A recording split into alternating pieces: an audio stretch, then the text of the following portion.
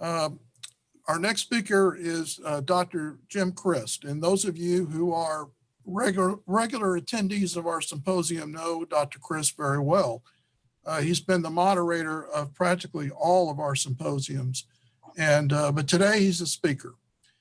Jim is a professor emeritus of history at North Carolina State.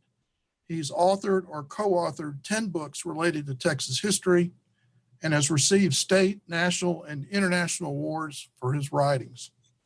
In 2005, he published Sleuthing the Alamo, Davy Crockett's Last Stand, and Other Mysteries of the Texas Revolution.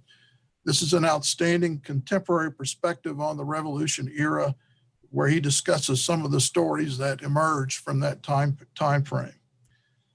In 1992, however, he became interested in Herman Ehrenberg, a young Prussian boy who participated in the Texas Revolution. Ehrenberg came to Texas in 1835. He participated in the Siege of Bear, then joined Fannon's command, where he participated in the Battle of Colado Creek and was among the few who escaped the massacre at Goliad. He returned to Germany in 1843 and published his memoirs. These cover his personal experiences in the Texas Revolution, but he also includes chapters on the Alamo and San Jacinto, even though he did not participate in either one of those events. The book was republished in 1844 and 1845 under different titles, and Ehrenberg then returned to the United States, where he had more adventures in California, Arizona, and Hawaii before he was killed in 1866 in California. In 1999, Jim wrote an article about Ehrenberg published in the Southwestern Historical Quarterly. In this article, he said, and I quote, "It is one of the great ironies of the historiography of the Texas Revolution that the longest and most vivid eyewitness account of the revolt by a Texan soldier has never existed in a complete and reliable edition in the English language, nor has the kaleidoscopic life of Herman Ehrenberg, the author of this memoir, ever received adequate or even generally accurate biographical treatment," unquote. Well, we fast forward 22 years later to 2021, and Jim has finally done it. He wrote what will certainly be recognized as the definitive biography of Herman Ehrenberg, with a very meticulous translation of the German edition. The book is at the printers now and is expected to be out later this year, but we're privileged today to get a preview. The highlights of the life of a remarkable survivor of the Texan Revolution, a perspective from a Prussian immigrant. So now let's hear from Jim Christ talk about the man who wasn't there. Herman Ehrenberg tells the stories of the Alamo and San Jacinto.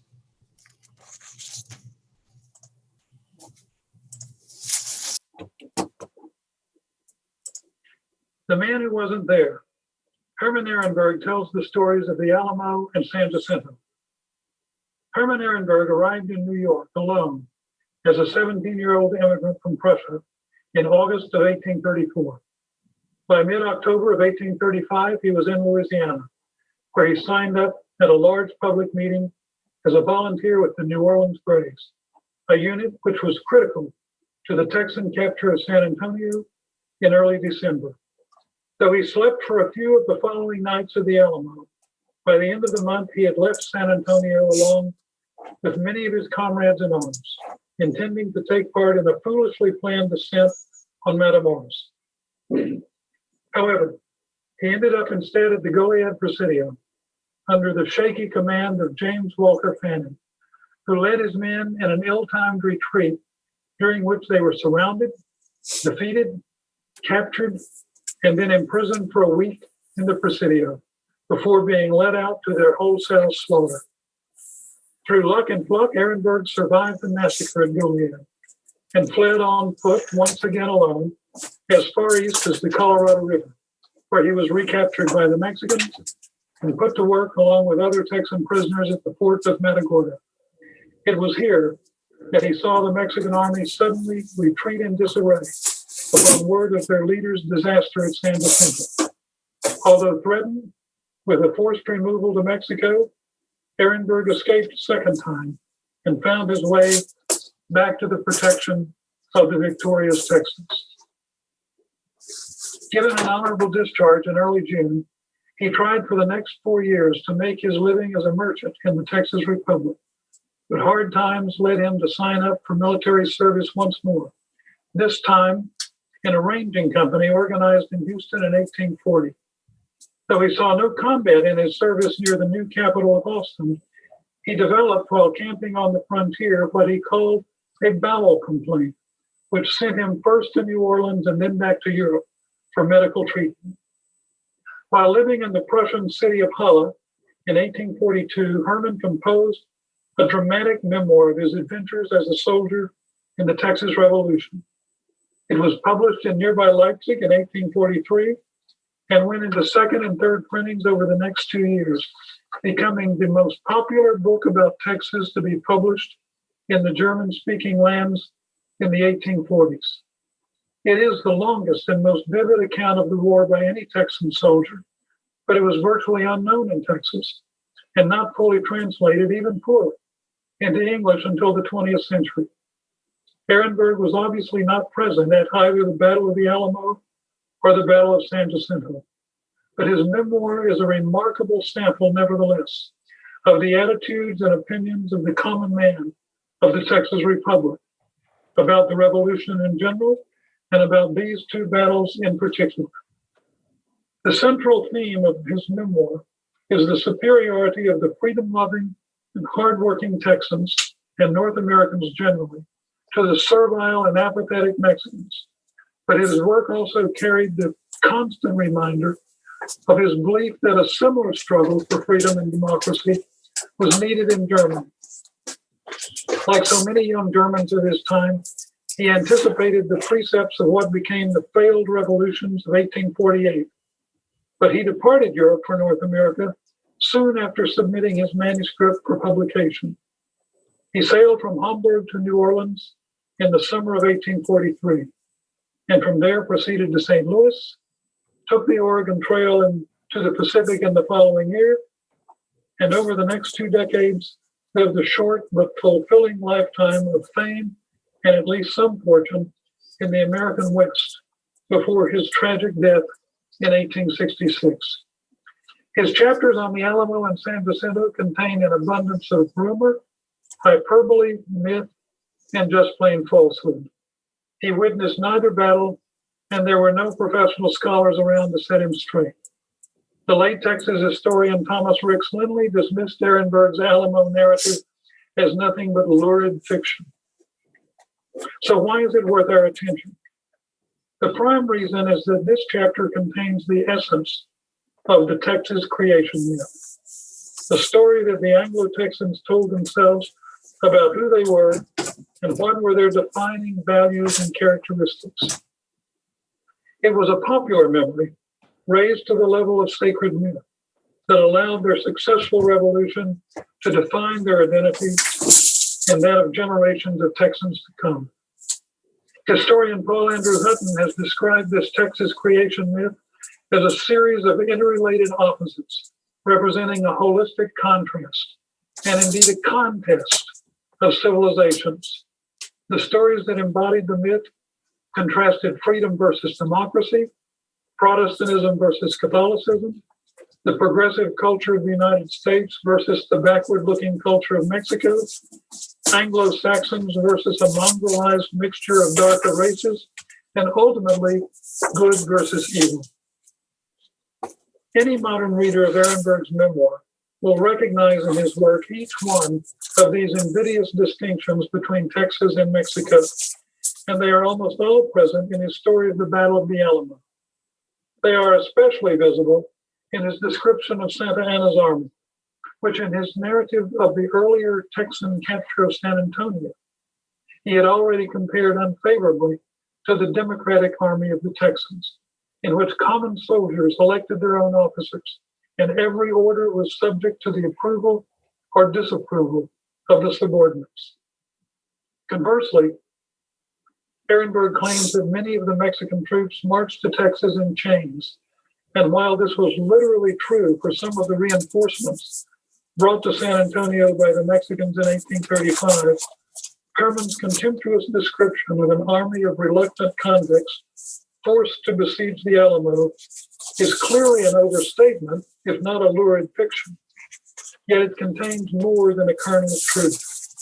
Ehrenberg may exaggerate the total number of convict soldiers in the Mexican army, but not the number of involuntary conscripts. There were many. Only 3,500 troops were ready for Santa Anna's Texas expedition in March of 1835. But by the time the campaign began with the winter trek to the north, over 6,000 men were on hand. The majority of these were conscripts, forced into the ranks with no choice in the matter. Historian William DePaulo's study of the Mexican army during this period found that the Mexican state governments, from whose militias many of Santa Anna's troops were gathered, forcibly impressed vagrants, criminals, and sundry other misfits who were rounded up and shipped off to military encampments, some in chains, others incarcerated at each stop until reaching their final destination. Race and class played a large role in determining who was inducted against their will. Those unfortunate enough to be conscripted into the army, notes DePaulo, were mostly of Indian and mestizo racial extraction, and the coercive measures used to fill the ranks meant that the army came to resemble a large penal institution. Most of Mexico's citizens equated military induction with incarceration. The contrast with Herman Ehrenberg's democratic army could not have been greater. And to Ehrenberg, the contrast meant that the Mexican army embodied tyranny, despotism, old world, that is, anti-democratic values, and constituted a horde of half-Indians threatening the freedom and the freedoms of the Texans.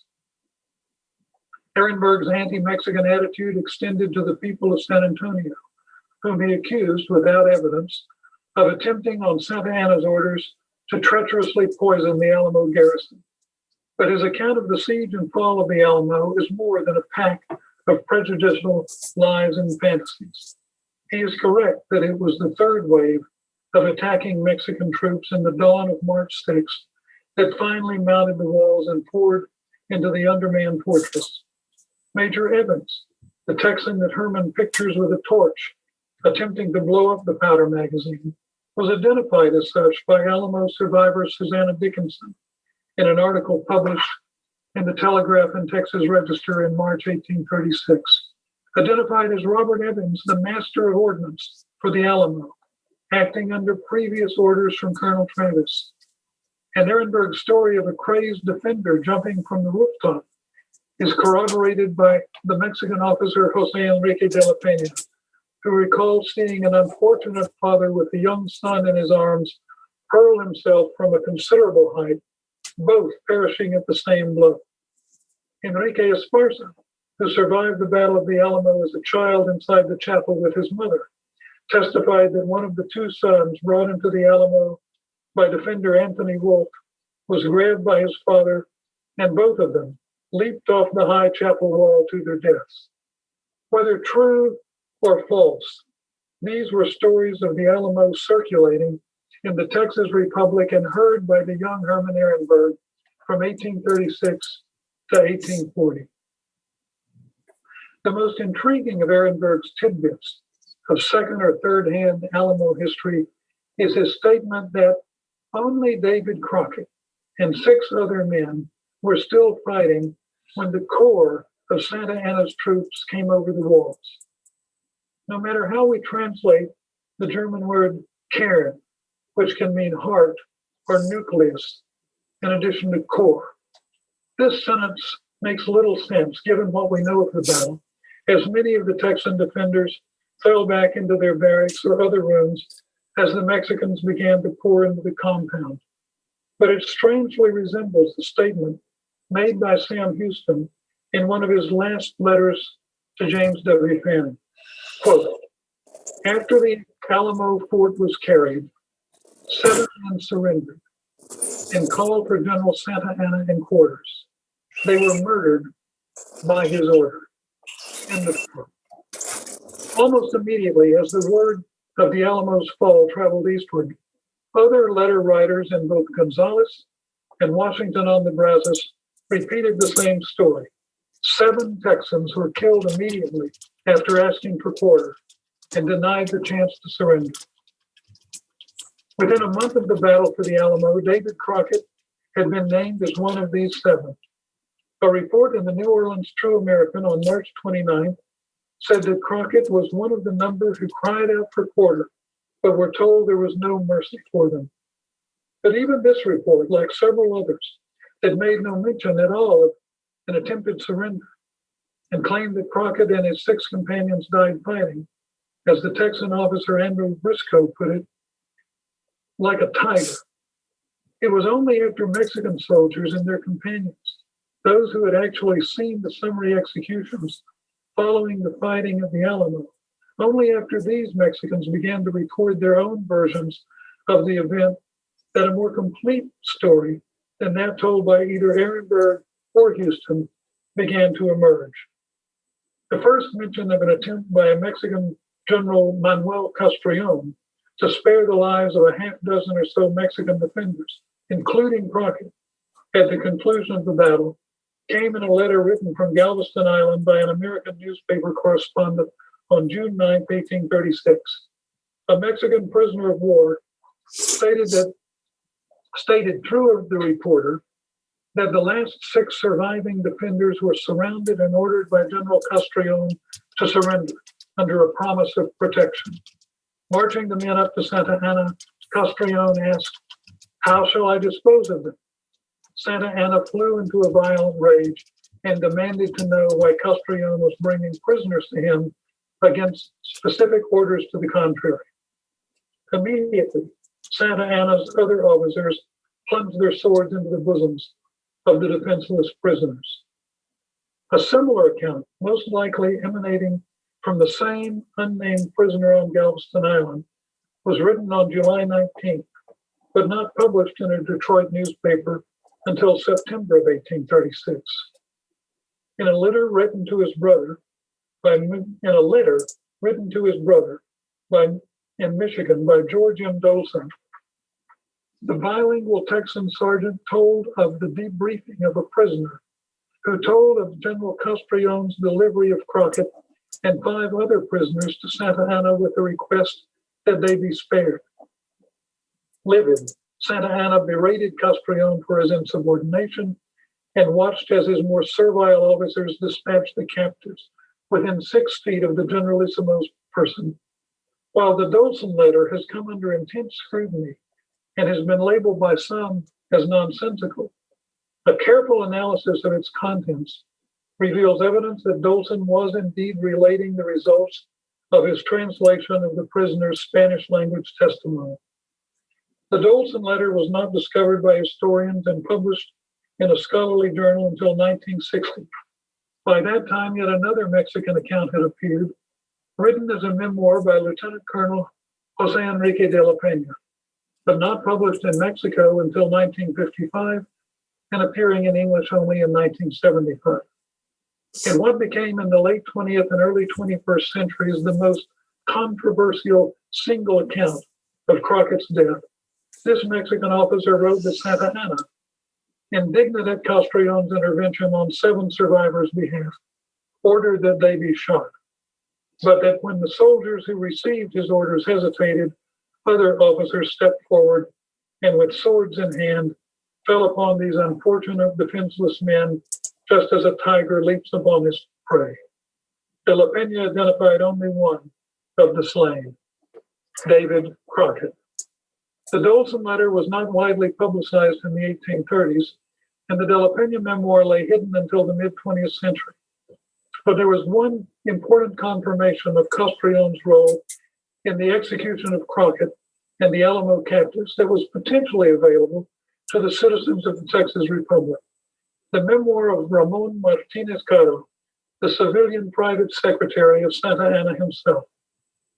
In a book published in Mexico City in 1837, Martinez Caro stated that after finding 5 men hiding after the assault, Castrillon took the prisoners immediately to Santa Anna When he presented his captives, he was severely reprimanded for not having killed them on the spot, after which Santa Anna turned his back upon Castrillon while the soldiers stepped out of their ranks and set upon the prisoners until they were killed.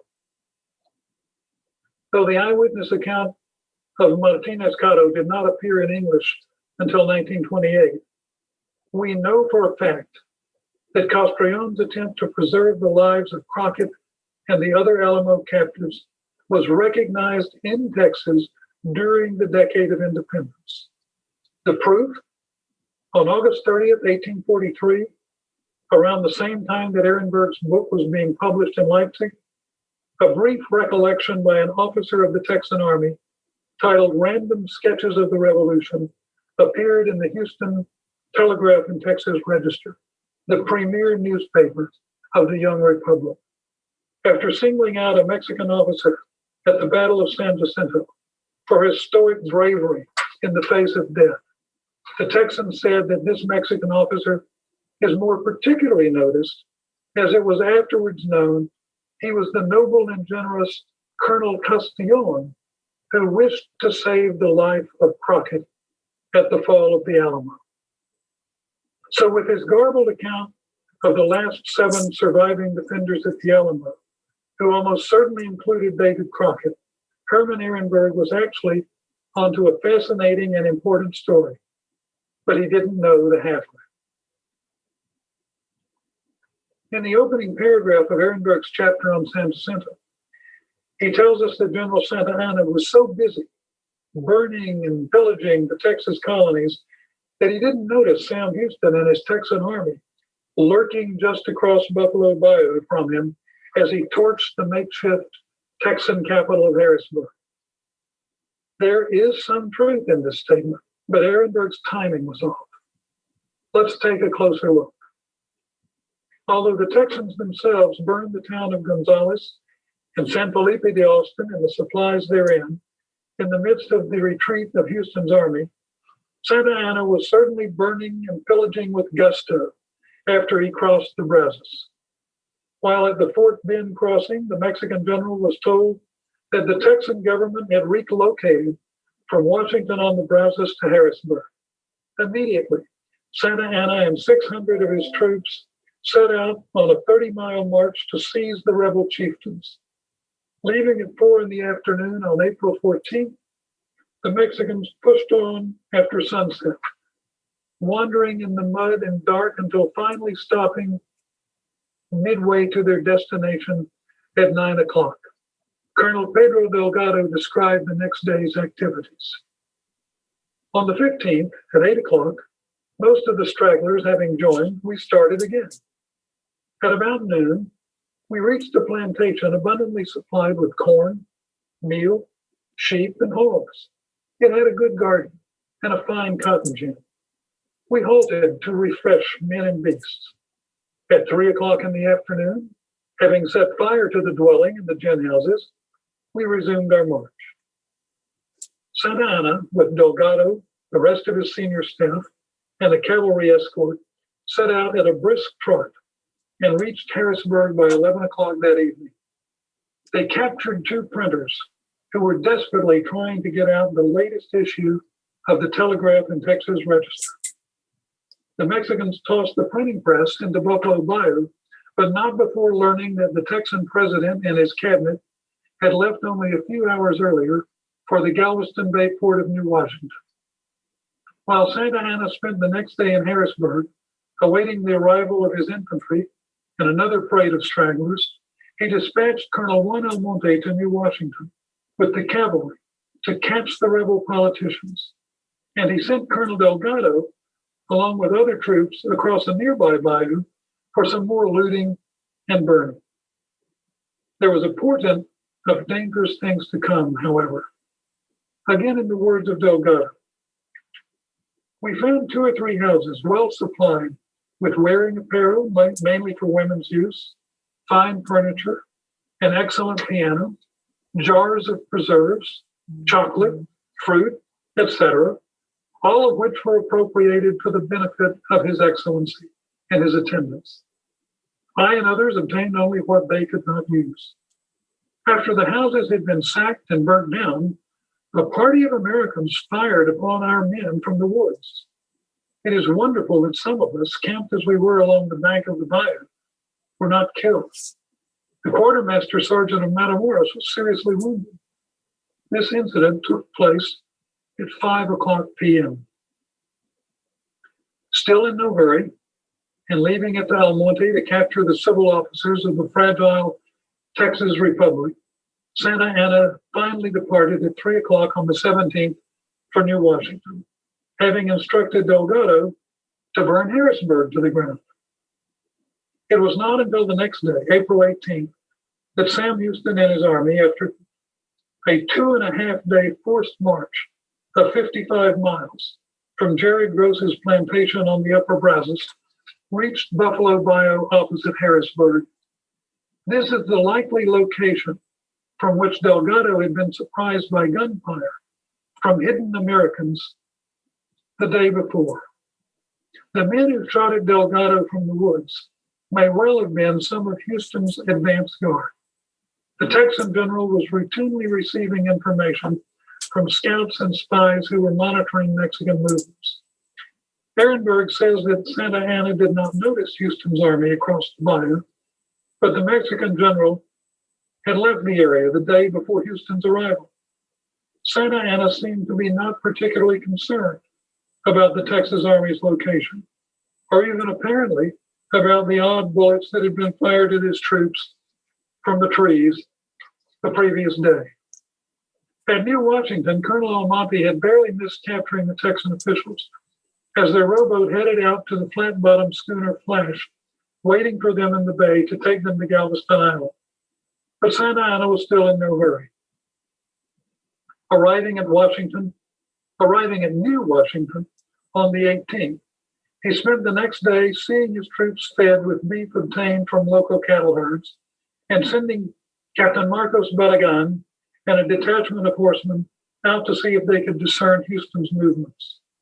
Historian Stephen Hardin notes that although Santa Anna had received reports that Houston was heading along with escaping Texas families towards Nacogdoches, Colonel Almonte's scouts had heard that Houston was taking a more southerly route eastward, heading for the Trinity River by way of the Lynchburg Ferry, which was located at the point where Buffalo Bayou and the San Jacinto River flowed into Galveston Bay.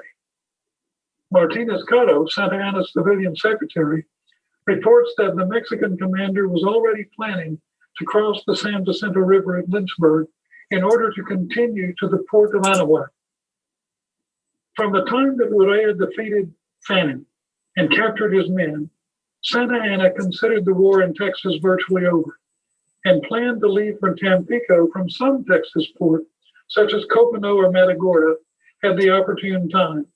But now, with Houston perhaps closer than expected, Santa Anna's goal would certainly be to reach the Lynchburg Ferry before Houston could do so.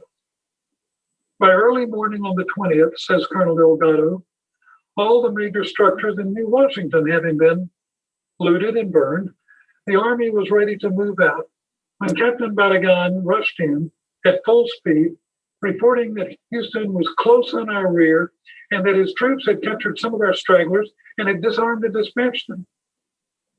Immediately, Santa Anna ordered a rapid march toward Lynchburg, telling his men to drop their knapsacks in the road to be picked up later. They arrived by midday, only to find Houston's pickets guarding the woods which stood between the Mexicans and the Lynchburg Ferry. Santa Anna's stragglers weren't the only enemies that had been picked up by Houston's scouts. On April 18th, they had also intercepted a Mexican courier and his escort just west of Harrisburg, carrying dispatches in deerskin saddlebags embossed with the words William Barrett Travis, saddlebags that had obviously been captured in the Alamo. The messengers revealed that Santa Anna was now at New Washington with a small force, isolated from the rest of the Mexican army. Armed with this vital information, Houston and his troops crossed over Buffalo Bayou on a makeshift raft throughout the next day, and after a brief rest in the middle of the night, pushed on towards Lynchburg in time to beat Santa Anna to the crossing. They found there and captured a Mexican flatboat filled with provisions that had been sent ahead from New Washington for His Excellency's use. Breakfast on the morning of the 20th was especially tasty for the Texans. Ehrenberg is a bit confused about the skirmishing that took place at San Jacinto that afternoon. While it is unclear which side fired the first shot, there is no doubt that there was an indecisive artillery duel between the twin sisters, the two 6-pounders from Cincinnati that had been delivered to Houston at Gross's, and the Mexican 12-pounder that General Manuel Castrillon had been tasked with bringing up behind Santa Anna's swift advance. Ehrenberg is mistaken in stating that the big gun was brought to the battlefield by General Koss on the 21st. Moreover, Herman fails to mention the limited cavalry and infantry feints and retreats that also took place on the previous day at San Jacinto. But the bottom line is what didn't happen on April 20th. What didn't happen is more important than what did. What Sam Houston did with great difficulty was to hold back his overeager men from a precipitous full-scale attack on the Mexican position, an attack that would have lost both the element of surprise and the defensive protection that the wooded bank along Buffalo Bayou provided his troops. On the other hand, Ehrenberg is essentially accurate in portraying the devastating effect on the Mexicans of the next day's late afternoon surprise attack by the Texans. He is also correct that Bev Smith's destruction of Vince's Bridge, the name of which Herman did not know, turned out to be critically important. This was a bridge spanning Vince's Bayou, a small but formidable barrier to easy travel, which 4 army groups had recently crossed. Almonte and the cavalry as they rushed to New Washington, Santa Anna as he moved more slowly from Harrisburg to New Washington, Houston after his men had crossed Buffalo Bayou on their way to Lynchburg, and General Koss as he brought reinforcements to Santa Anna on the morning of the April 21st. Destroying the bridge, in addition to cutting off the route of retreat for either army that might be defeated at San Jacinto, meant that more Mexican reinforcements could not easily follow Koss and strengthen Santa Anna before the battle. As it turned out, such reinforcements were not on the way, but the destruction of the bridge was crucial in preventing the escape of Santa Anna as his army melted around him. What Ehrenberg did not understand with regard to the Mexican army's flight from the battlefield is that the infantry had absolutely no chance of following their retreating cavalry's dash around the Texan right flank and toward the now bridgeless Vince's Bayou. The foot soldiers instead retreated backwards, directly away from the oncoming Texan infantry, and ran smack into Peggy's Lake and the marshes that surrounded the east and south sides of Santa Anna's ill-chosen position. These boggy waters are where much of the great slaughter occurred that produced more than 600 Mexican deaths and contributed to the capture of more than 700 of Santa Anna's men. The Texan Cavalry, on the other hand, had turned west almost immediately to pursue the fleeing Mexican horsemen, including Santa Anna. There is no way that the Mexican infantry could have been a part of this deadly chase, as Ehrenberg claims they were. Both Mexican and Texan eyewitnesses to this race toward the site of the demolished bridge recount the many mounted Mexicans who were caught and killed by Texan horsemen before they could reach even the fearful disappointment of the unusable bridge. But the Mexican infantrymen were slaughtered elsewhere. There was indeed a great deal of death inflicted at San Jacinto, almost all of it by the enraged and almost uncontrollable Texans, lusting for revenge for the massacres and executions at Goliad and the Alamo. The war did not begin this way. The Mexicans who survived the siege of Bexar in December 1835 were paroled and sent safely to the Rio Grande. Yet Santa Anna falsely claimed in that month, even before Koss had surrendered at Bexar and before Santa Anna had reached Texas, that the Texans had audaciously declared a war of extermination against the Mexicans and should be treated in the same manner. We have seen, through Herman Ehrenberg's own eyes, the results of Santa Anna's grim orders to execute the prisoners at Goliad. The late historian Jack Jackson has made a powerful case that if Santa Anna was not literally planning on destroying all traces of the heretics in Texas, as Ehrenberg claims, the Mexican commander-in-chief was nevertheless determined to rule a newly Mexicanized Texas with a firm hand. According to Jackson, the plan was to occupy and populate the land, avoiding the repeat of the fiasco that occurred with North American colonists in Texas. Yet General Vicente Filosola was even more blunt about Santa Anna's plans. After noting that His Excellency had instructed his subordinate generals, Correa, Gaona, and Sesma, to execute all prisoners, Filosola added that these commanders were also to drive out of the country all those not actively engaged in the war. But things turned out very differently. Historians Craig Rail and Harvard Davenport agreed that Santa Anna made a fatal mistake when he ordered the executions at Goliad, turning what could have been an embarrassment for the revolutionists in Texas and their supporters into a desperate determination to fight to the death in retaliation for his cruelty. The same claim might be made for the executions at the Alamo, though only a half dozen men rather than close to 400 were cut down there in cold blood. The brilliant Haitian-born historian Michel Rolfe Trujillo has argued that in important ways, Santa Anna was doubly defeated at San Jacinto. He lost the battle of the day, but he also lost the battle that he had won at the Alamo. What Trujillo asserts is that Houston's men doubly made history, both as actors and as narrators. Said Trujillo, they gave the Alamo story a new meaning. It was the Texans, including Herman Ehrenberg, who narrated the ultimate story of victory, not Santa Anna.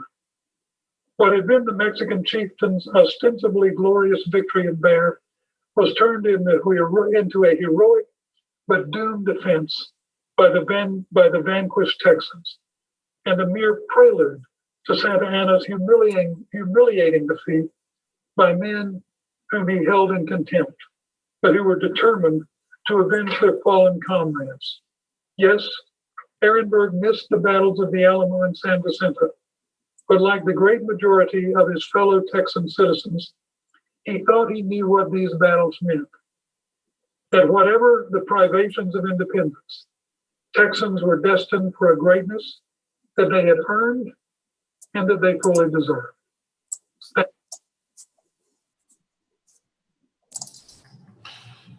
Okay, thank you very much, Jim. So our final speaker today is Dr. Sam Haynes. He's a professor of history at the University of Texas at Arlington.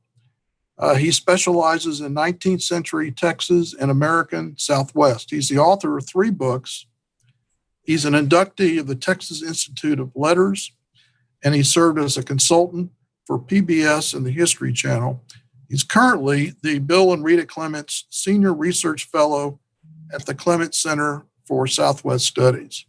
And one of my favorite books is Contested Empire, Rethinking the Texas Revolution, which he co-edited with Gerald Saxon. His topic today is Monument and Memory in Texas History, from Sacred Ground to Martial Symbol.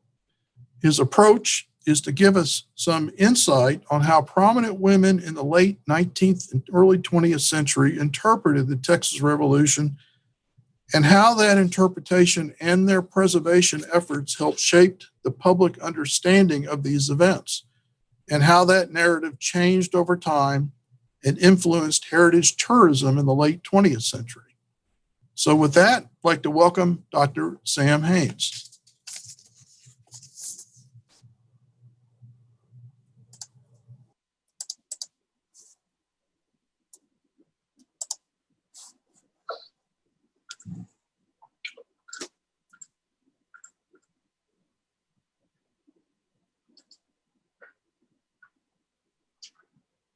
I want to start my talk by showing you a photograph of the San Jacinto Monument. Now, this probably wasn't the image you were expecting, but in fact, for almost 60 years, it was the San Jacinto Monument. Built to commemorate the 9 Anglo men who died at San Jacinto, it's now called the Brigham Monument. And that's simply because Benjamin Brigham's name came first alphabetically. It's on the San Jacinto grounds near the battleship Texas. The Brigham Monument is a good starting point because I want to discuss the way our understanding of Texas history has evolved. Historians, of course, are always rewriting and revising the past. But the popular narrative, the one that the general public is familiar with, changes too, and in fundamental ways. And today, I want to take a look at the role that gender plays in this process. When we think of early 19th century Texas history, we tend to see it as a male-centered narrative, one in which Anglo-American men, Austin, Houston, Travis, and so on, hold center stage. And that's always been true. But in the late 19th century, the popular narrative of Texas history was crafted largely by women. And they told a story that differed in many respects from the one that became popular in the 20th century, when the narrative slowly passed into the hands of men. Put simply, men and women do not always find the same meaning in historical events. And that's certainly true of the Texas Revolution. In the late 19th century, the commemoration of the state's history was almost exclusively a female activity. And this was a natural role for women in the Progressive era. Traditionally, the task of tending to the grave sites of family members had been left to wives and mothers. With most professional occupations closed to them, they gravitated to pursuits such as historical preservation and commemoration as they looked for ways to enlarge their role in the public sphere. If middle-class women could not play a significant role in a family's economic position, they could at least help to preserve a family's standing in society by drawing attention to the achievements of their forebears. Social status was a prominent motivator for many women who joined the Daughters of the Republic of Texas, which was established in 1891. This desire to preserve and remember the past wasn't unique to Texas, by the way. It was a national phenomenon. It's during this period that we see the emergence of the United Daughters of the Confederacy, which built monuments to Confederate heroes. And of course, that's been in the news quite a bit lately. The Daughters of the American Revolution also gets its start at this time. 1891 was also the year elite women in San Antonio first commemorated the Battle of San Jacinto by organizing a parade of carriages decorated with wreaths, garlands, and flowers. The parade ended in Alamo Plaza, where they threw flowers at one another, a tradition that became known as the Battle of Flowers. So what exactly did the DRT do? It devoted much of its energies to education, an occupation that was open to women during this time. It won legislative approval to make Texas history a required course in public schools. It sponsored student essay contests. It renamed hundreds of public schools for Texas heroes. It promoted genealogical research and worked to secure state ownership of Texas battlefields. But unlike a historical organization we might think of today, DRT chapters saw their role as custodians of public memory as a sacred one. Just as their tending to the graves of deceased family members had carried spiritual meaning, the Daughters regarded the task of commemorating the heroic moments of the past in quasi-religious terms. Thus, the battlefields they sought to protect were, in a very real sense, hallowed ground. DRT meetings involved elaborate catechisms and rituals. The artifacts they acquired for local museums they called relics. Even the birthplace of the DRT, a small home in Galveston, was seen as a sacred space and is still known today as the cradle. Although historical commemoration was left to women during this period, the Daughters did seek out male sanction, as they did during their annual meetings, when an outside speaker was invited to address the group. In the organization's early years, this task usually fell to an officer of the Texas Veterans Association. As their ranks dwindled, the DRT called upon prominent politicians or businessmen. The speeches of men and women at these meetings bring out in bold relief the gendered constructions of remembrance. In their own remarks, DRT leaders sought to present the story of the revolution as a lesson in patriotism and civic responsibility. Anglo-Texan leaders who had called upon colonists to sacrifice their lives, most notably men like Ben Milam and William Barrett Travis, claimed a special place of honor in the DRT's pantheon of heroes. Others were seen as standard bearers of Anglo-American progress, like Stephen F. Austin and Mirabeau Lamar, celebrated as the father of Texas education. By contrast, the white males who addressed the group on these occasions chose to highlight acts of valor. Like the DRT, they extolled the familiar virtues of heroism, but they were less interested in self-sacrifice, more inclined to dwell on acts of bravery and military prowess. They tended to focus, too, on the revolution's geopolitical consequences, something the daughters rarely mentioned. San Jacinto, for example, came to be seen as a pivotal moment in the Anglo-American advance across the continent, a battle which had significance not just for Texas, but for the nation as a whole. As you may already know, there was a very public spat within the DRT over the preservation of the Alamo. The controversy has often been cast in ethnic and, to a lesser degree, class terms, which pitted ranching heiress Clara Driscoll against Tejana schoolteacher Adina de Zavala. I don't want to go into too much detail here, but I think the struggle, as much as anything else, was one between two competing progressive impulses: the historical preservation movement and the city beautiful movement. And in both of those movements, women played a prominent role. In an era which saw the restoration of Paul Revere's home in Boston and Washington's Mount Vernon, Zavala was committed to preserving the entire Alamo complex, including the Long Barracks, which had been converted into a general store in the 1880s. Driscoll, on the other hand, had no interest in restoring the site to its condition at the time of the siege, and wanted the Long Barracks leveled to create a city park anchored by the Alamo Chapel. Now, if you're familiar with this controversy, then you know that Driscoll, who had far more clout with prominent business leaders and the legislature, ultimately prevailed. Zavala was drummed out of the DRT. And here you can see Adina in the background. She went on to form the Texas Historical and Landmarks Association, which played a key role in historical preservation in San Antonio. Although Zavala was certainly the better historian, Driscoll's view was much more in tune with the DRT's focus on the sacred nature of historical commemoration.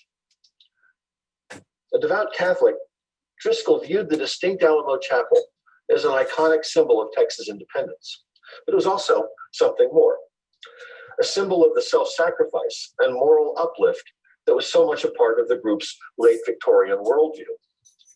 Thanks to Clara Driscoll, it's known as the Shrine of Texas Liberty. That's why you're still asked to remove your hat when you enter the chapel.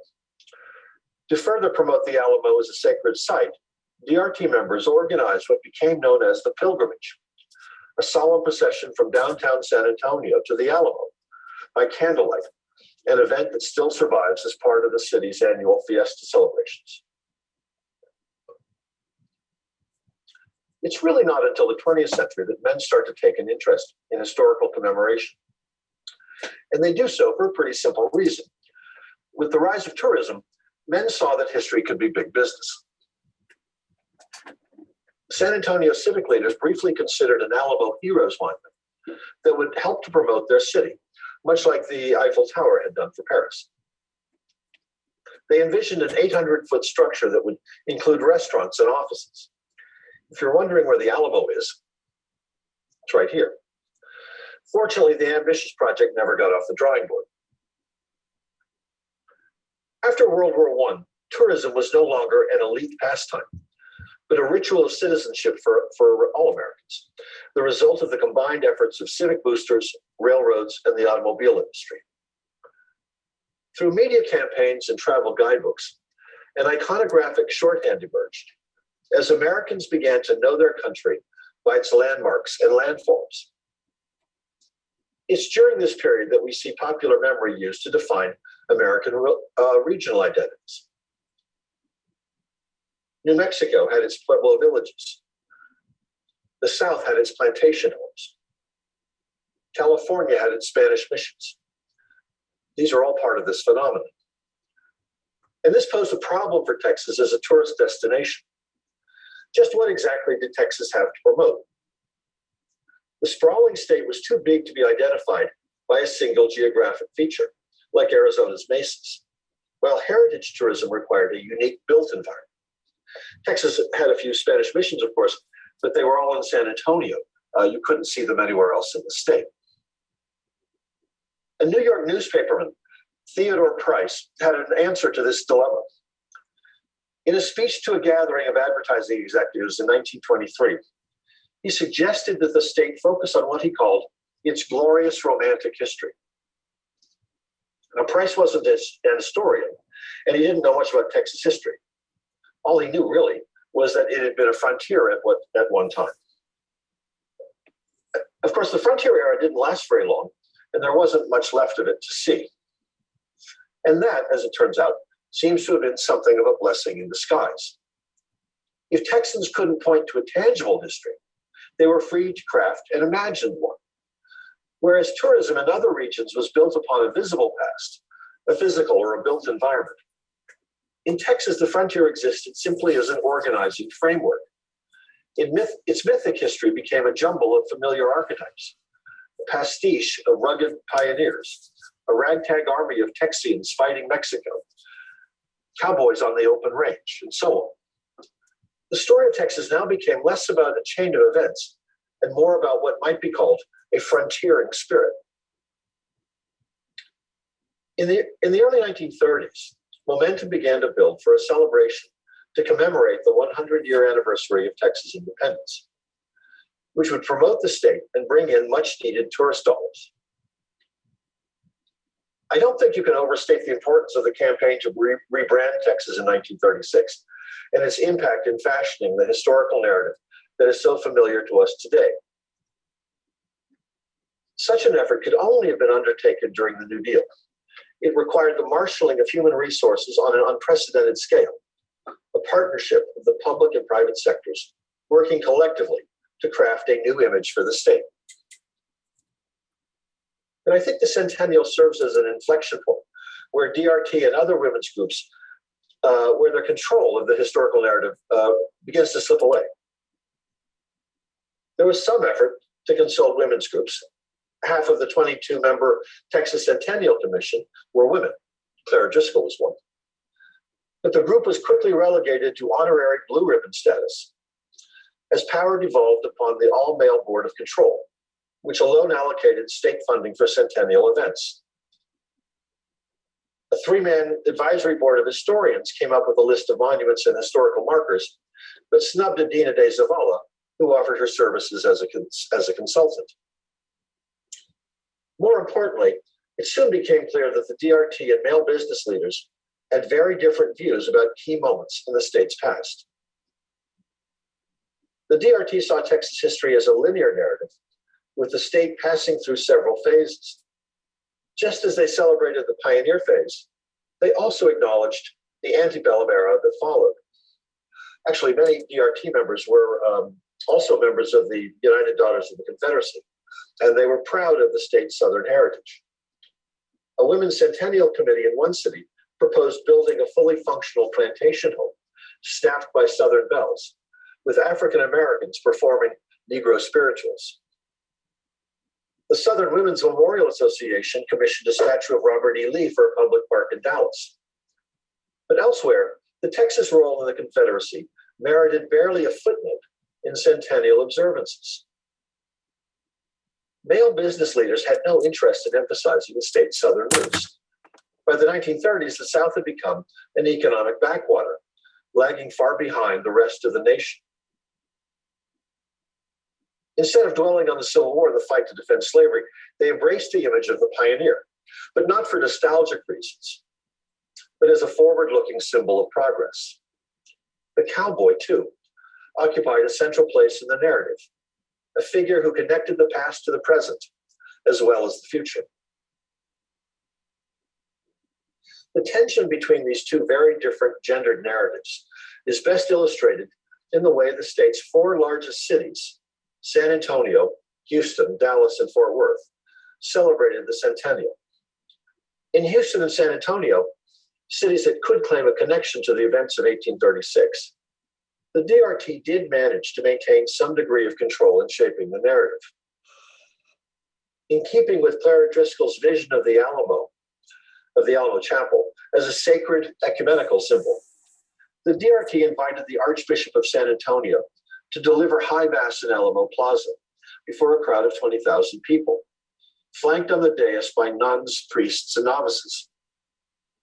They were followed by Protestant ministers, rabbis, the UDC, the DAR, and other civic groups. 6 weeks later, a similar ceremony took place at the San Jacinto battleground, with 2,000 children choreographed to form a Texas flag that morphed on cue into the Stars and Stripes.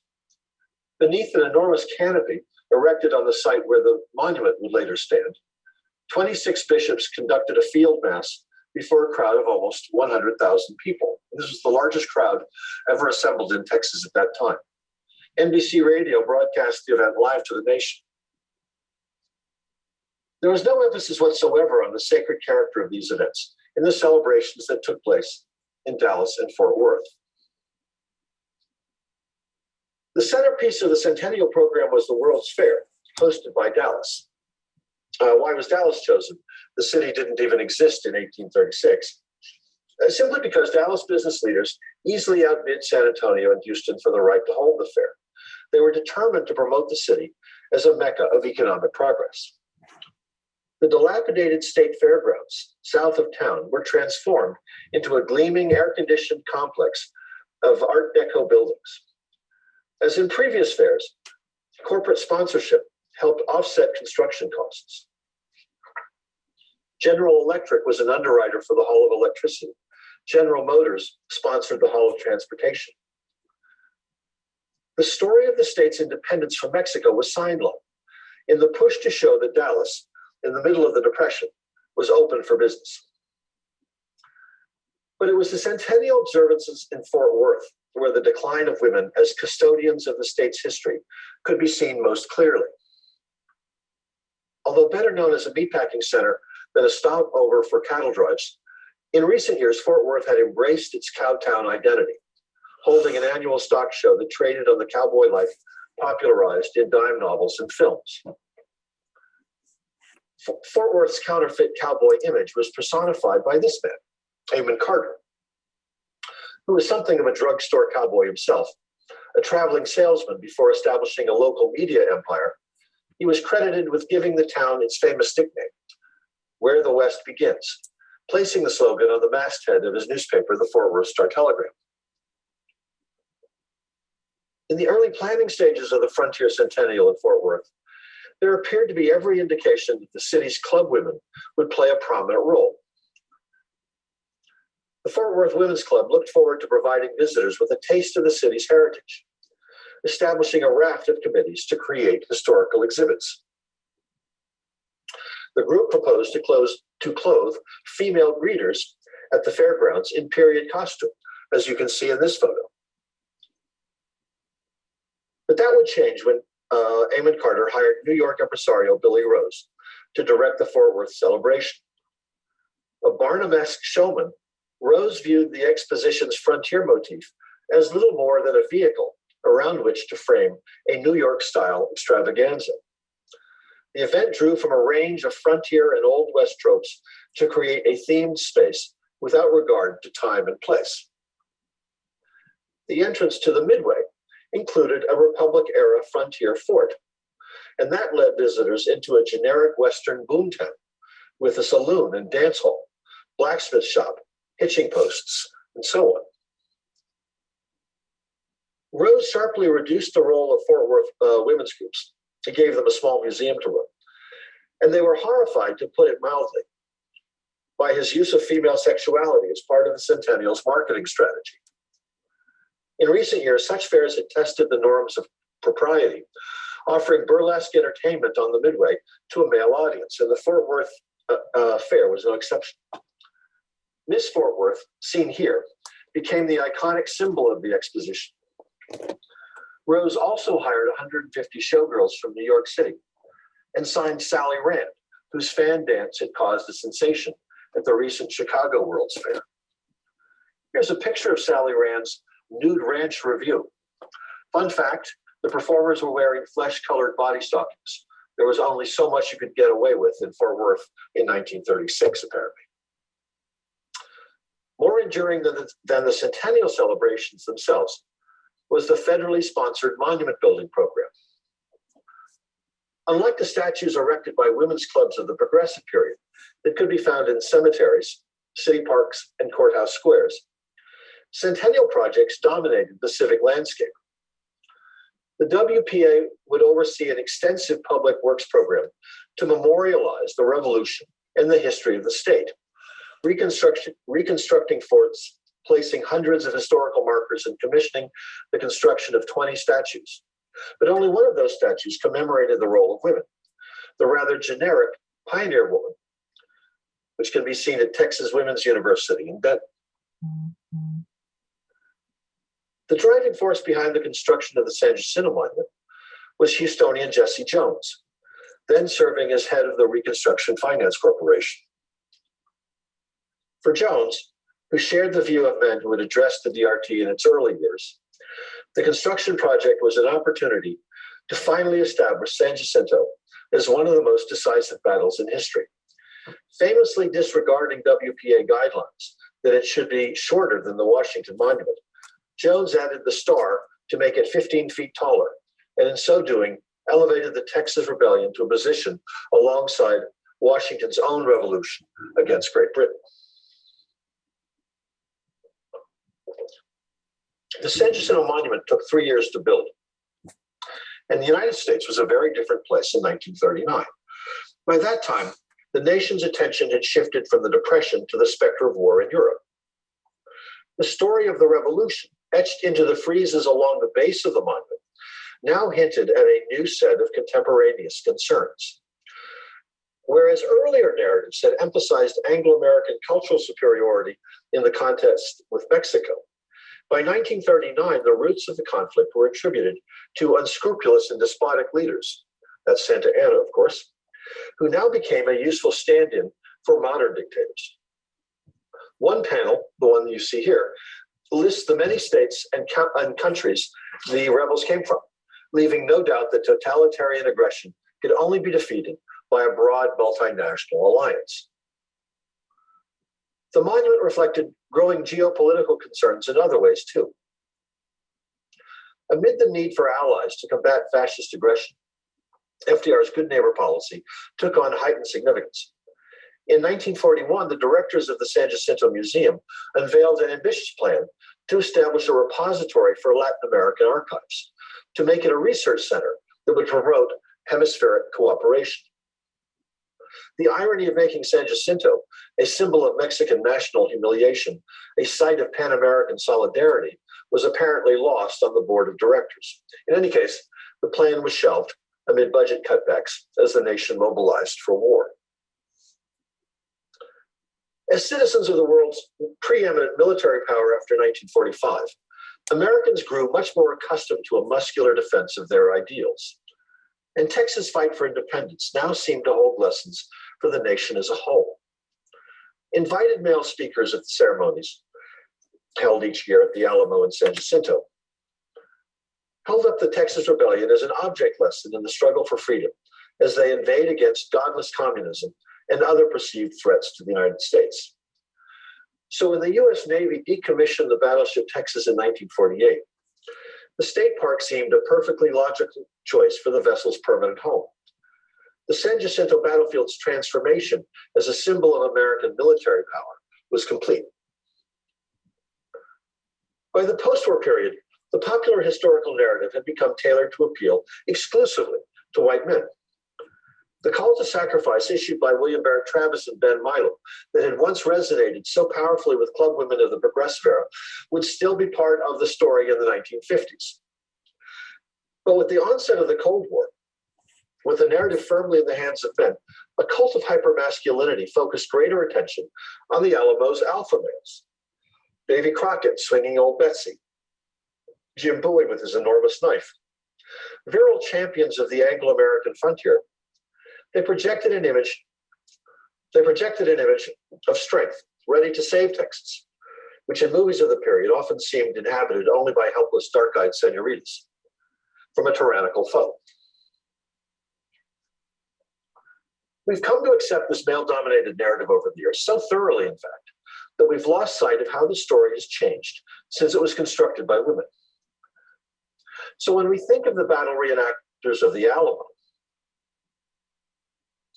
let's not forget the first reenactors, in a very weird way, were the ladies at the Battle of Flowers.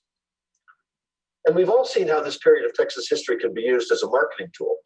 The masculine imagery associated with the Alamo has been employed to sell all manner of products to men,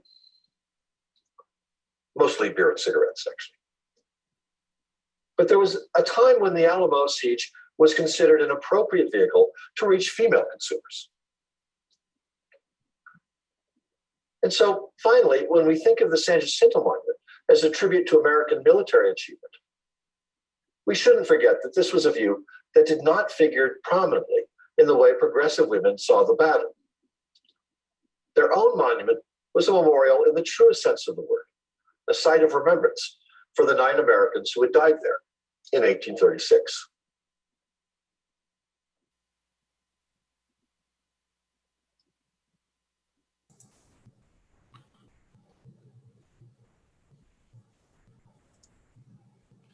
Very good. Thank you so much, Sam. All right, we have now finished all the speakers. If you're a teacher, please write this down. There, you have a CPE code. It's BEXAR 2021, capital B EXAR 2021. And what you'll need to do is email your name and the school you teach at and that code to Lisa Berg, that's LISA .BERG at tshaonline.org. So I hope you got that. I'll try to put that up on the screen here as we transition now to our speakers. I think we've got most of them here, if not all of them, assembled. And we've got a few questions coming in. Okay, put that in the chat, I've been told. All right. If I can figure out how to do that, I will. I've got it, Mr. Dunn. Okay, you'll do it. Okay, thank you. Okay, so we do have a couple of questions here, and I'd like to start and ask our speakers one kind of overriding question. And that is, do you have anything to add or elaborate on your presentation? Or do you have any comments on any of the other speakers' presentations? Anybody? Well, I would like to say that we continue to find in old material, whether it's visual, as we just saw with Sam's presentations, or with documents, we continue to find nuggets of if not exactly new information, at least innovative ways of interpreting that information. And so I've been doing some work also with postcards from the Alamo, not from San Jacinto, but from the Alamo. And it's very interesting to see how they change over time. So equally, it's interesting to see in some of Sam's visuals during his presentation that that change over time is not just the way that we talk about it, but also the way we view it. And in this visual world that we're in today, it has become so much more important. So that for those of us who deal with a period of time in which there are such few visual images that can help us frame the events, it becomes all the more important to go back and look at them carefully to see if we can ferret out something that will assist us in the way that we explain those events. I don't know if I'm making myself very clear, but I just think that visual materials, wherever they can be found, can help us relate what we're seeing in the documents and the interpretations that we're making about those documents. Right. That's a very good point. And I will say that one of the great benefits of the internet is it has opened up a huge world of ability to access documents that were not really accessible even as recently as 10, 15 years ago. The portal to Texas history is a treasure trove of information, as well as all of the other online databases. And as we move forward, nuggets of information will come out that will be interpreted and help shape the how we view these events through the years. One thing I think we could agree upon is that these events are constantly being reinterpreted as time goes on. Anybody else? Any other speaker want to comment on either your topic or somebody else's? I can just give a Jim? example. I can give an example to reinforce what you, Jeff, and Frank, you just said. 2 days ago, I just came across a design for the Mexican cannon used at San Jacinto, the golden standard. It was in the, it's online from the Archive of the Indies in Sevilla. And it's an 1878 design of that cannon from the Royal Army in Mexico City. And I've been researching these things for a long time. I just found out 3 days ago. So that's a perfect example of what you're talking about. I could add one thing to that. We didn't discover when Herman Ehrenberg came back to the United States until September of last year, as I was doing corrections for the book because of a misdated document in the Asheville Smith papers. We always assumed he came back in 1844 and never found him. But I just decided two things. One, I wouldn't filter for years. And secondly, that I would look at New Orleans because that was clearly his favorite city in all the world. And it took me 20 minutes using the Church of Jesus Christ of Latter-day Saints, the Mormon archives with the National Archives to find Herman Ehrenberg arriving from Hamburg to New Orleans in the summer of 1843. And throughout my work over 28 years on Ehrenberg, more and more and more materials became searchable and available. It helps to be searching someone named Herman Ehrenberg and not John Smith if you're going through millions of documents.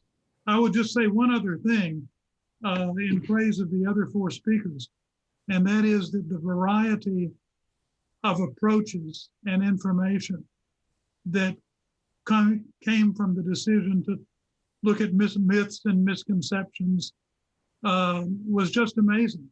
New information, interesting information, information from a lot of different perspectives. It's really been one of the most well-rounded of the San Jacinto Symposia that I've heard, and I've heard them all. That's true. Thank you, Jim. Anybody else? Okay, I got a couple of specific questions here. First one is for Jim Woodward. What cannons are in front of the state capitol, the ones that some are trying to remove? Immediately in front of the state capitol on either side of, I guess it would be the south entrance door to the state capitol, there are two short howitzers that were part of that group that Thomas Jefferson Chambers arranged for. I mentioned he arranged for 6 guns. 2 of those were little 10-inch howitzers that have been recovered, and they're now on either side of the front door of the Capitol. There are other cannons out in the yard, most of which are Confederate cannons, but these 2 were Texas Republic related. Very good. And I got a follow-up. This is my question, you and I have corresponded about this, but the name Golden Standard Yes. on the Mexican cannon, the origin of that name, you're not the only one. Every historian out there calls it the Golden Standard. Do you have a story or about the origin of that name? The only name that I feel confident in that cannon is El Volcan. It was stamped in there by the Mexicans. I do not have an origin of the Golden Standard. I've always just heard it was invented by Texans later. Jeff, I think you've done some research on that. Why don't you tell us the real story? Well, the research I've done indicates that the name does not predate 1931. That's the earliest date that I've seen, and it comes from an interpretation of a Republic of Texas claims record of a San Jacinto veteran from the 19th century. But when you look at that original document in the state archives, it does not look to me like it says Golden Standard. So it wasn't made up. It was Lewis Kemp in the 1930s thought that's what that said, but I'm not so sure that that's correct. So I'm not sure that it really should be called the Golden Standard, but that's my opinion. But all I can say is that the earliest I found that reference is from 1931, and it appeared in the Heroes of San Jacinto book that Lewis Kemp published the next year, 1932. We can all agree to call it El Volcan. Yes, I think El Volcan is definitely a more authentic name. Okay.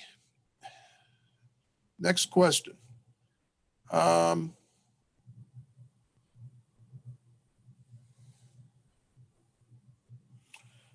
Okay, we have just one for Sam Haynes. It's not really a question, just a comment, and maybe you can comment on it. I'm so glad to see Sam's presentation discussing a woman's perspective as a member of the DRT, a committee member of the DRT library collection. I'm glad to see this aspect shown. So would you say that the DRT has evolved over the years in its interpretation of the Texas Revolution, particularly after all the tumultuous events of just the 2010 when they lost control of the Alamo? Can you comment on that, Sam? Do you have any thoughts on that? You need to unmute yourself.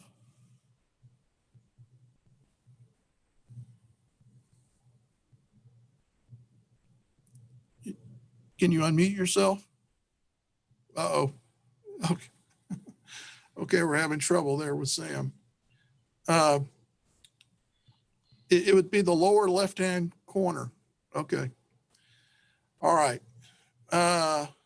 Mr. Woodruff. There we go. There we go. Good, good. All right. I was getting a message saying that it was, I couldn't do it on my own. All right. Has the DRT evolved over time? Is that the? Yeah, just their philosophy, their perspective on the Texas Revolution. You know, there was the attitude that's been presented more recently is that in the late 19th century, there was Jim Crow laws, there was white supremacy, and that the whole saving of the Alamo was to preserve that kind of philosophy or that kind of perspective. I wonder if you can comment on that, and then if that's true, has that changed, or what do you think about that aspect? You didn't really touch upon that in your talk. I didn't. I think it's important. I think I mentioned that there were a number of DRT members who were also UDC members. Zavala, for example, was a proud member of the UDC. Her father had fought in the Confederacy. I think it's a bit of a stretch, actually, to lay at the feet of the women's groups that are building these statues to say that they are promoting white supremacy. I think that was certainly may have well been a result of it. But I think that to a very large degree, if you take all of those organizations in toto, the DRT, the UDC, the DAR, they were all doing exactly the same thing. And that was trying to memorialize their ancestors. Certainly, this came at a time in the late 19th, early 20th century, which was a very dark period in American race relations. And so I think some people have made those associations. But I would say that their primary motivating factor, impulse, was that of memorialization, to commemorate their ancestors. So, yeah. And another question for you, have you published your presentation? Can you cite or link to them? Will the text of your presentation be available or published? Oh. Well, it'll be online here in the symposium. I've actually put this project aside. I'm working on a book of on early 19th century Texas history. It's actually a more conventional history. I start in the 1820s and I go all the way up to 1846, really, 1848, the end of the US-Mexico War.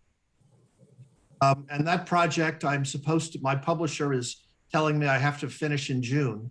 And so as soon as it's done, it'll be published next year. But as soon as that project is off my desk, then I'll be working. Well, I'm going to come back to sort of a reappraisal of the DRT and particularly Adina. So much has been written about the feud between Adina and Clara. It's a fascinating story, but I think to a large degree, it's often been misconstrued.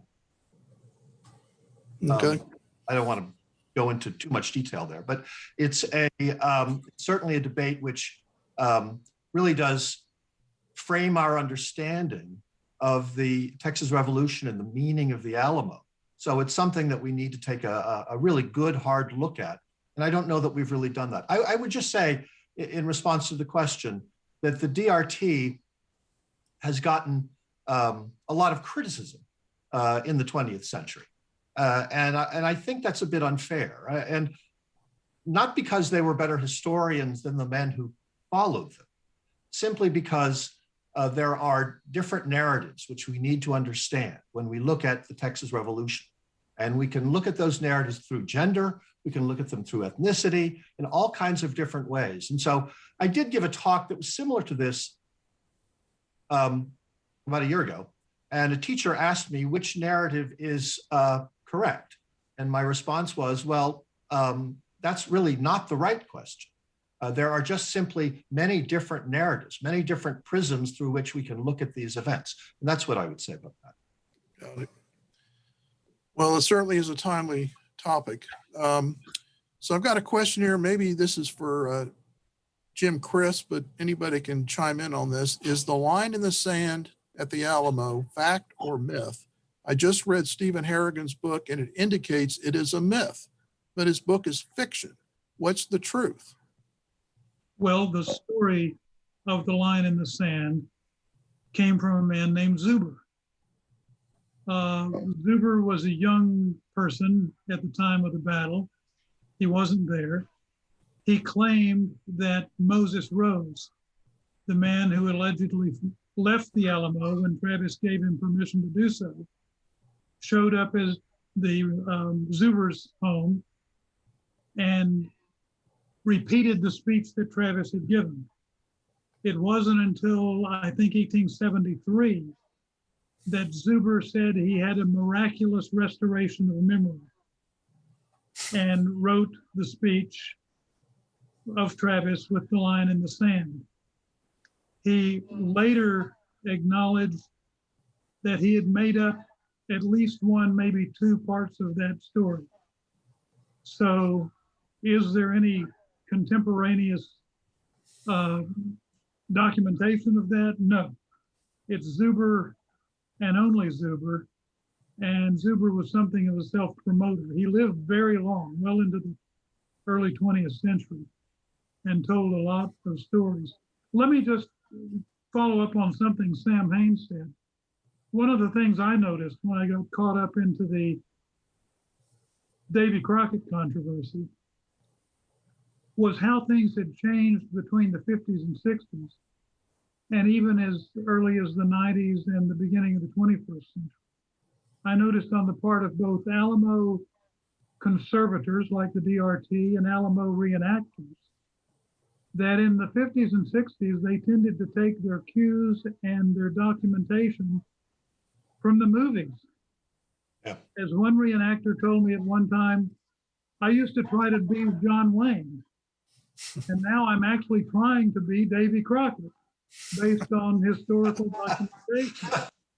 And I know that once when my good friend Dora Guetta, who was my translator when we found the missing pieces of the Della Pena memoir, that when Dora gave a talk at the Alamo, sponsored by the DRT, which I was able to attend, she alluded to the captive Davy Crockett being brought forth to Santa Ana. And there was what I would call a kind of mild frisson in the crowd, you know, just a little bit of a gasp, not much. Someone said that 20 years earlier, the roof would have fallen in if she would have said something like that. And so I really think there's been, and this is true for Texas history generally, a kind of willingness to go back, as Frank and others were doing today, and look at the documentation from the 19th century and do some hard analysis and see what we can draw out of that, rather than just telling the same old story over and over and over again, which is what we tended to get when I was growing up in Texas. Yeah, and I think part of it is, Jim touched on it, is that a lot of these things, we tend to treat them as contemporary when they are not. And my point about Menchaca is that he's writing he's not writing, he's dictating this in the 1870s. So he's long removed from the events. And so he's making points that are relevant to him about his situation in the 1870s. He contextualizes them by presenting them as having happened in the 1830s, but they're really about what's going on in the 1870s. And so I talked about the San Jacinto portion, but the end of his memoirs has this long description of what San Antonio is like. And so he's describing, he's going house by house. So-and-so lived here, but now it's a hotel. So-and-so lived here. Now it's a livery stable. So-and-so, change. Mm-hmm. Is at the end of his life, he's seen all this change take place and he can't help but go back. And I think that happens to many others, and for various motivations. Zuber may have been motivated by, as I say about Menchaca at one point, he tells a good story. He can get a drink at the bar. But so who knows? But I think we need to be critical about stories like that, because we have to determine when they appear and think about what possibly motivated their appearance. One quick additional note. I had to do a similar kind of thing for Herman Ehrenberg. He's writing in German for a German audience. One of the reasons it took me 28 years to write the book is because he lies a lot and he embellishes a lot. But I'll give you one example and only one. He was there at the surrender of Fannin at the Battle of Coleto. And he says that because Holzinger in the Mexican army could speak German, but not much English, and Ehrenberg was there, that much of the surrender dialogue had to be conducted in German and then translated into Spanish and English. That's absolutely, positively false. There were plenty of interpreters in both Texan and Spanish and Mexican armies, and Spanish and English were used, not German. But writing for the German audience, he wanted to sort of jazz up his story a little bit. So he says that the surrender negotiations were conducted in German. Falsch. Right. Well, okay. Just one more point on Zuber. If I recall correctly, he wasn't saying that he heard about it from just anybody. He heard about it from his parents. I believe his parents certified the accuracy of his statement in the Texas Almanac. Now, who knows? But, maybe his parents didn't remember, but I just want to point that out. Sometimes, even though those things happen years later, doesn't necessarily mean that they're false. But That's I'm not true. taking a position one way or the other, but I think that Walter Lord, when he wrote about it, said, it's something that is possible or something that maybe we is consistent with what was going on at the time. If I recall his comment on that, he didn't totally dismiss it as fake, but that's beside the point. Okay, question for Frank. Has the Mexican officer that Menchaca failed to save at San Jacinto been positively identified? I believe his name was Bertrand. I think that name comes from Labade's account. Yeah, but we don't know for sure. Because again, Labadie mentions that a Mexican, so it's kind of the association thing.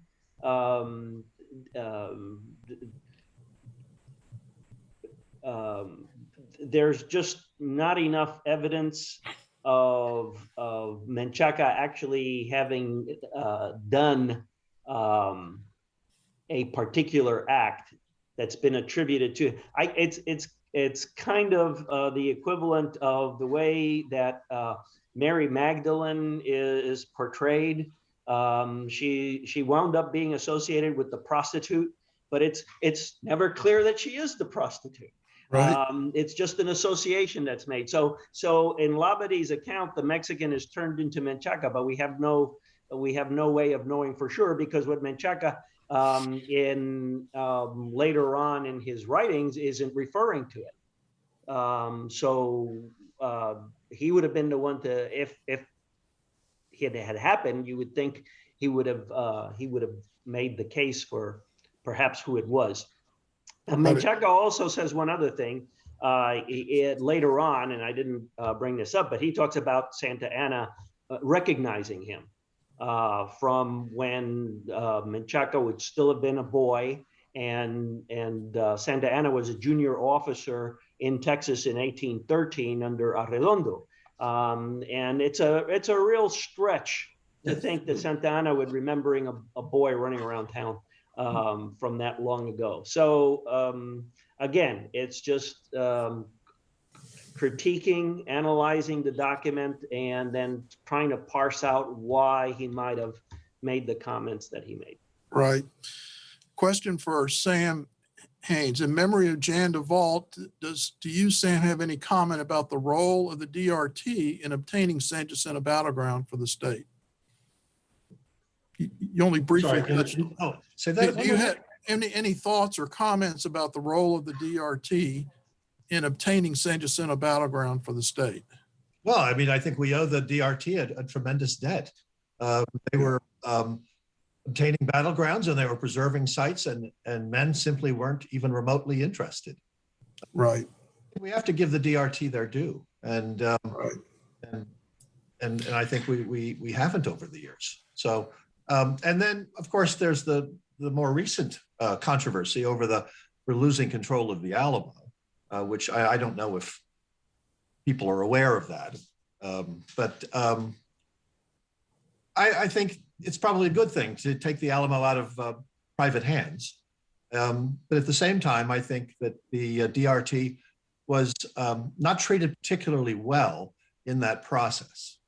It was rather an unfortunate thing. There were a lot of very, very bad feelings as a result. So I really did sympathize with the DRT, and I signed the petition. I think Frank did as well. Did you not? To when they lost control of. I thought that was rather unfortunate. But you know, these controversies, of course, always take place. I mean, you look at the controversy between Adina and Clara. Everybody has their own different view of history. But no. Okay, Jim Woodward, what are your sources on the twin sisters being at the Battle of Palmito Ranch and their movement to Mexico and the battle there?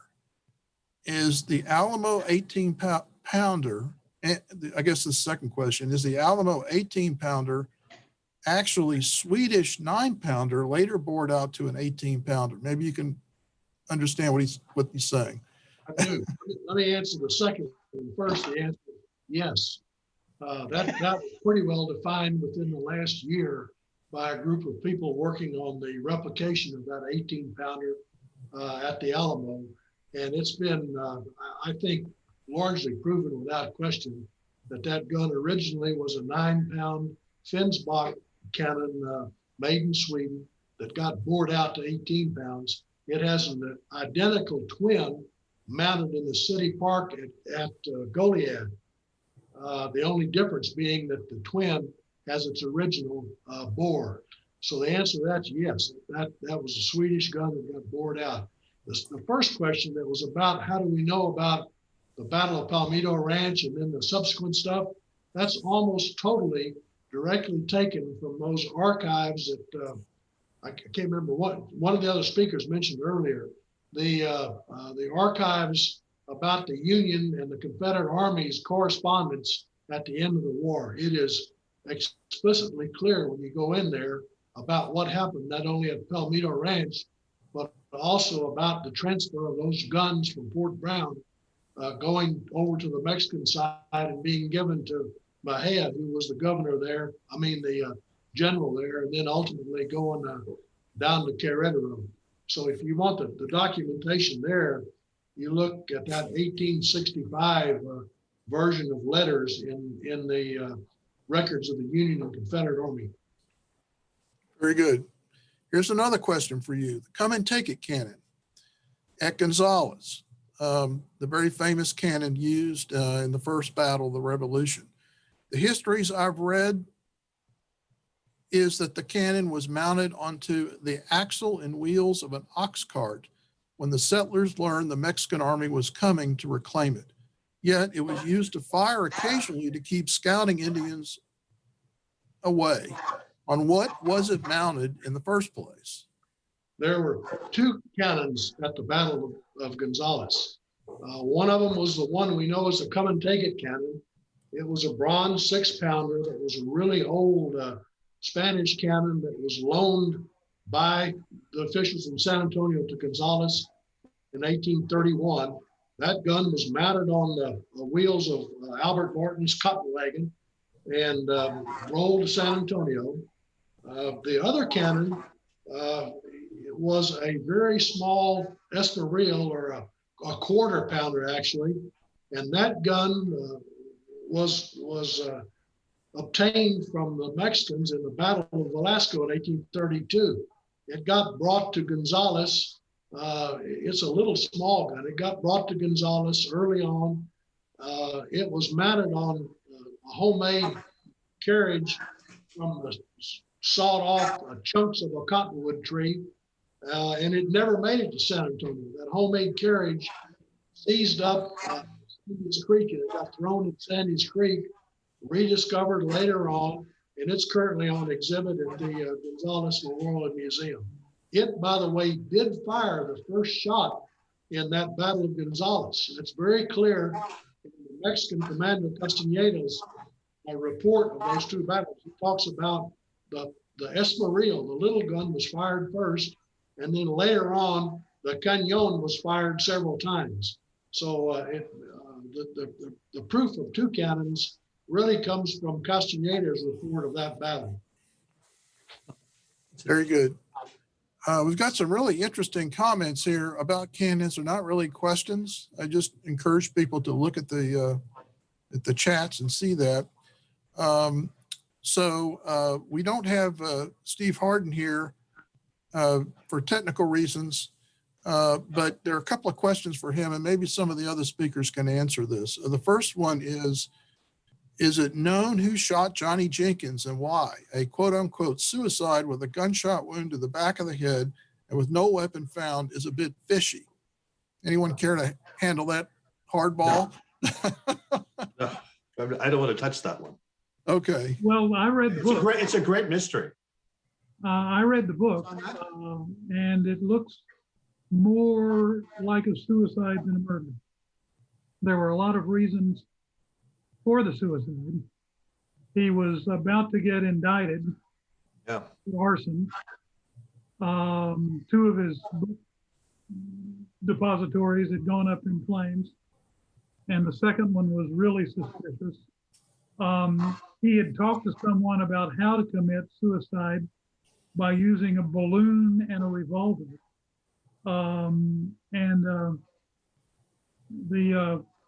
His business partner, J.P. Bryan, believes that it was suicide. He did have a lot of gambling debts too. The story that I've heard from one bookseller was that the gamblers came and knocked him off. But I think suicide is a much more likely story. And I would reiterate what Steve Harden said, that Bluffing Texas Style is just a superior book, very well researched.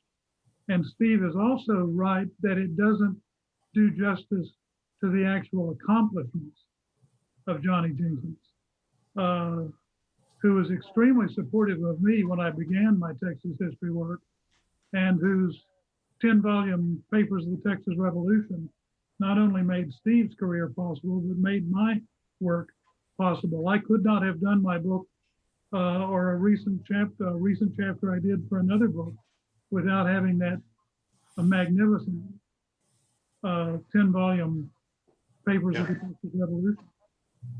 Very good. Here's another one. If anyone wants to tackle this, Dr. Harden mentioned that Robert Coleman had, quote, an axe to grind, unquote, with Sam Houston, and this might have influenced his decision to publish the Houston Displayed. Can anyone speak to this point specifically? What was the axe that he was grinding? Anyone want to care to take that? I think we'll need to kind of let Steve kind of answer for himself. I was the godfather of that book. I'm on the board of the Library of Texas and recruited Steve to do that book because I wanted someone who was not a big Houston fan to do the book, and he did a fabulous job. And actually, over the course of his research, became more critical of Coleman than he had ever been before. One of the things that didn't come out in Steve's talk was just how contumelious a person Coleman was. But like a lot of Houston's officers, Houston's subordinates, he resented Sam Houston. He was by no means alone in having that axe to grind, and thought that Houston had taken far too much credit for the victory at San Jacinto. He may have had more axes than that to grind. Right. And Yeah. Go ahead. Yeah, I would just echo that. And I think it's to understand the anger, just the fury, really, of Houston's enemies. You really need to know something about these ideas about that undergird Southern honor at the time. The fact that Houston was seen as someone who was taking credit that he didn't deserve was really a damning sin on his part. The sin of vanity that you see leveled at Houston over and over and over again is something that people took very, very seriously. And they were enraged that Houston was getting credit. The same thing happens with annexation. Houston claims credit for annexation to the fury of his political enemies at home, and also to President John Tyler, who deserved more than a little credit for getting annexation consummated. But you see this again and again in Houston's career, that he was seen as something of a showboater, something of a grandstander. And, we like to describe Houston. I think every biographer has probably used this term to describe him, larger than life. And I think that's an appropriate way to describe him. At the same time, if you understand the culture in 1836, this idea of somebody appropriating the credit that others thought they were due was something that was really seen as a serious shortcoming. And that's the only way you can understand the anger of Houston's contemporaries towards it. Sam, is it also true that Houston refused to fight duels when people would challenge him? That's right. He said he gives a number. So it's like more than 24. And of course, his famous line about David G. Burnett, who was much shorter than he was, "I refuse to fight downhill." What you said about his vanity is absolutely true. My absolute favorite story about Houston is that the Sultan of the Ottoman Empire Right. had sent Houston this Turkish costume, complete with the toes that roll up at the end of the shoes. And when Houston wanted to feel really good, he would put on his Turkish costume and pad around his domicile in his Turkish suit. That's a bizarre image, but apparently that's a true story. And it's important to remember that in 1836, nobody dressed in an eccentric or idiosyncratic way. Everyone's seen, the lithographs and the paintings of adult males, and they're all dressed in a uniform. It's a black frock coat, it's a white shirt, it's a black tie. And for someone to dress in any way outside the norm was considered it's far more serious a shortcoming than we see it today. Today, we're much more tolerant of idiosyncrasies and eccentricities. But in the early 19th century, in the Jacksonian period, that was absolutely not the case. And the Sultan story is great, but Houston seems to have dressed in Cherokee garb almost all the time. Oh, Calhoun was angry at him for appearing in Washington as a Right. Cherokee ambassador in Cherokee garb. Right. I also love that leopard skin vest that he's Right. sporting. This is something that gentlemen did not do in the early decades of the 19th century.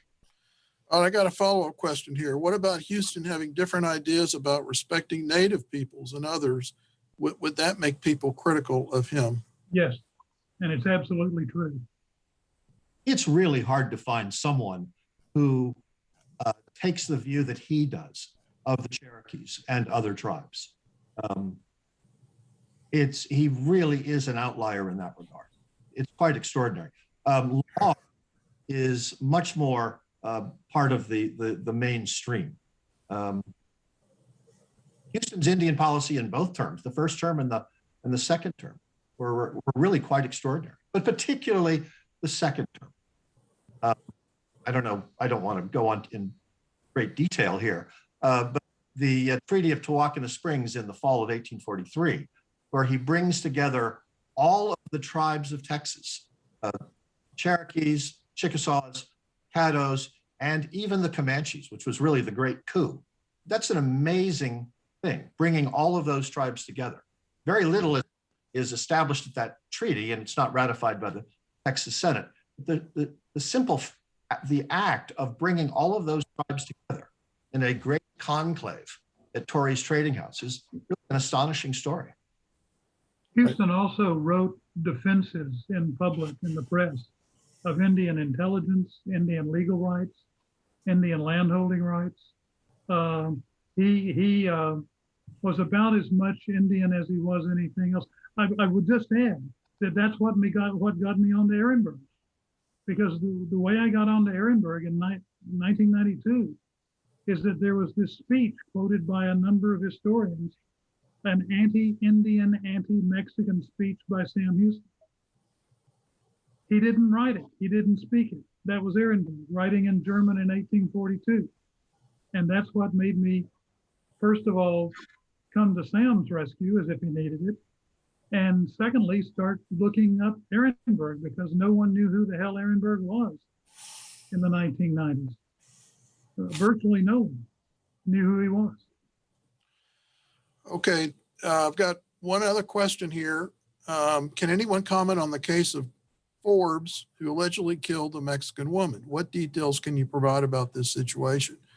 And I guess I could say, well, I gave a presentation at a symposium, I think it was 2019, on women of the San Jacinto, and it's covered there. You can go look at the video, but the sources would be Dr. Labadie was the one who publicly made the first public attack or first public statement about that situation. And the story there is there were a handful of women behind Mexican lines who were, for better or worse, called camp followers, but they could be relatives also of some of the soldiers.